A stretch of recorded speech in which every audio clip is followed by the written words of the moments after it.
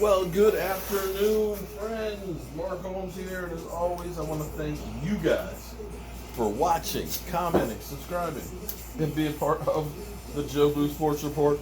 Without you guys, it don't work without you guys. So, we got some more news for you guys. You guys right there. Mike McCarthy, because of the Rona, is actually in Green Bay. And he said he is anxious to get his butt back to Dallas once we can finally get in there because, they're doing virtual workouts and things like that. And he says his family is not used to having him around quite so much. And we know how all that works, We all have been used to, people leaving, getting your space, because after a while, I don't care how much you love somebody, they can get on your damn nerves. It's like, I really need some space. I really could use some time away. So he's anxious to get back. And he's even more anxious now that Aldon Smith has been reinstated. Oh, baby. He cannot wait to see him actually on the field. And this is one of those ones that you have to think that because of guys like Aldon Smith, as well as possibility of a Randy Gregory coming back, that the Cowboys were able to say, we're not going to go ahead and just draft for a possible need on defense. We can actually afford to go ahead and make a move for CeeDee Lamb because we're going to get a guy that I feel like is going to be able to make a difference on the defense. And apparently, Mike McCarthy is the one who went to the mat about bringing him here. Mike McCarthy was the first one from the Cowboys organization to start to get to know him. And so, he believes in the guy.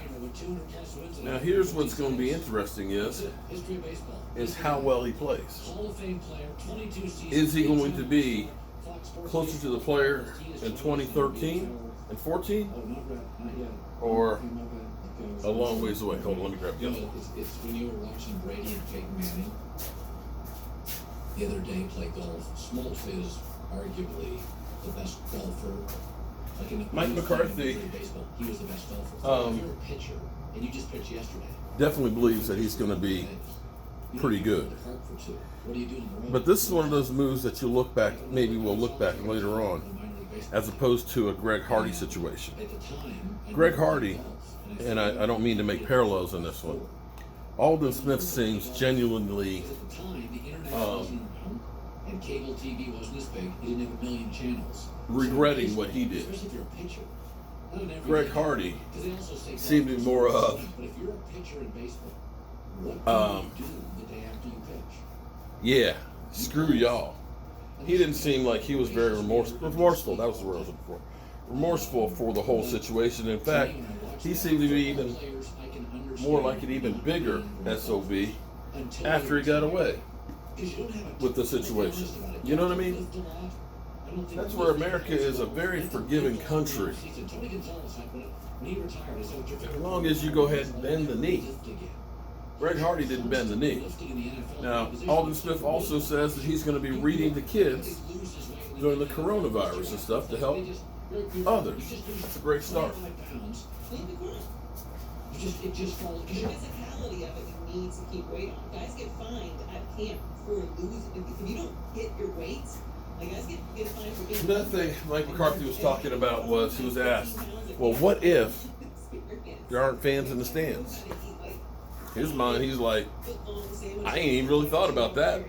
That's the least thing I give a damn. Well, he didn't say that part, but in his mind, this is where he's thinking. This is read between the lines. I don't give a crap about the fans in the stands. I care about what my players on the field do, which is what I really wanted to focus on. Let Jerry worry about the fans in the stands, because when you play football, you don't really notice the crowd. You focus that out. If you don't, you're not going to be a very good football player. His off-season, remember when he played, it wasn't his pro player. There was multiple OTAs. Dave Manning didn't do most OTAs. He was like Will Bryant. He was like Wayne's man. He was not missing these OTAs he had tons of time. It's not like Indianapolis. One final take here that was interesting this morning. And he almost always made the playoffs, won a couple of games, went long. You get a month, boom. You're back to camp. One other thing that was kind of interesting today was I was watching Skip, and Shannon. And Skip Bayless his handicap, they say, a six handicap. actually made a I'm guessing here. There's probably a stat for this. interesting comment, because what they were talking about was everybody scores in the 90s and 100s. A six handicap. what they were talking about was That's a ball striker. That's a real player. drops. I know two people that are 6 or less. Amari Cooper and Michael Gallup having so many drops. And Skip actually made a good point about Jason Garrett. And I know a lot of people will say, stop blaming the coach. It was the players that screwed up. You know, Jason Garrett, he's a great coach. Okay. If you believe that, then just turn off the tape. Okay, just ignore me. Okay? He sees himself in Joe Burrow. But Skip did point out one thing that was very, very true. That Jason Garrett, the clapper, nice kid, I believe a B+ prospect. Regardless of what happens, and this is one of those things that I have to agree with him on. Regardless of what happens on the field, hey guys, we'll get him next time. I've always said, to me, Jason Garrett was like a Little League coach. Little League coach, you don't want him cussing out your kids. You don't want him just saying, you SOB, get your ass on the bench. You want him to be encouraging. You want him to be positive. You know what, Johnny? It's okay, man. We know you only played 2 plays this year, you know, but you sat on the bench there great, and here's your participation trophy. We'll get him next year. That was Jason Garrett.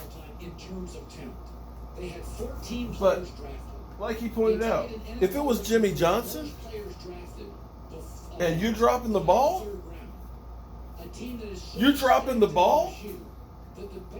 man, get your ass on the bench or get your ass the hell out of here. Jimmy Johnson wouldn't take shit. He wouldn't accept failure. And that was the thing that always killed me about Jason Garrett. You know, I hate to lose. I can't stand to lose. I'm kind of like George Allen used to say, that when you lose, a little piece of you inside dies.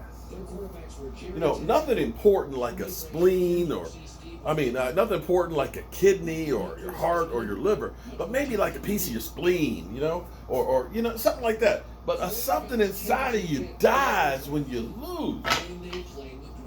But not with Jason Garrett. It always is like, oh, it's okay. It's not okay. I always wanted to see you after you lose a game. Every week you'll say, well, you know, we'll get better. We'll learn from this, and we'll do this, that, and the other. And it's like, no, dog. I want to see you upset. I want to see you get mad. I want to see some emotion. And more than anything else, I want to finally see you succeed. Can a brother get that? That's what I want to see. I want to see you succeed. I want to see you take the guys and go all the way. I want to see actually shit getting better. That's what I want to see. I don't want lip service. Deshaun Watson is rare.